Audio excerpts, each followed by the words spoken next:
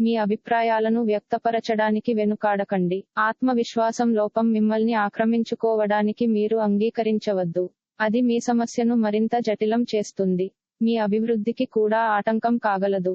మరల ఆత్మవిశ్వాసం పొందడానికి మరొక్కసారి వ్యక్తపరచండి.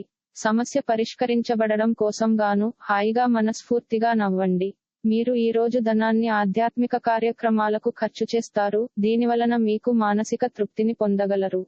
కోపం అనేది స్వల్పకాలిక ఉన్మాదం అని, అది మిమ్మల్ని కష్టాలలో పడేస్తుందని గ్రహించవలసిన సమయం ఇది. ప్రేమలో తొందరపాటు లేకుండా చూసుకోండి. ఈ రోజు ప్రారంభం మీకు అలసిపోయినట్టుగా ఉంటుంది. రోజు గడిచే కొద్దీ మీరు మంచి ఫలితాలను పొందుతారు. రోజు చివర్లో మీరు మీ కొరకు సమయాన్ని కేటాయిస్తారు. ఈ సమయాన్ని మీరు మీకు బాగా దగ్గరివారిని కలవడానికి వినియోగిస్తారు. మీ జీవిత భాగస్వామి తాలూకు బద్ధకం ఈ రోజు మీ పనులను చాలా వరకు డిస్టర్బ్ చేయవచ్చు.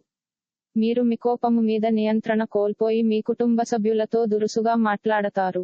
తెలిపిన జాతక ఫలితాలు కొన్ని విషయాలలో పరస్పర విరుద్ధంగా ఉండవచ్చు. వ్యక్తిగత లగ్నము, గ్రహస్థితులు మరియు ఇతర కారకాల ప్రకారం జాతక ఫలితాలు ఒకే రాశికి చెందిన వ్యక్తులకు వేరు వేరుగా వర్తిస్తుంది.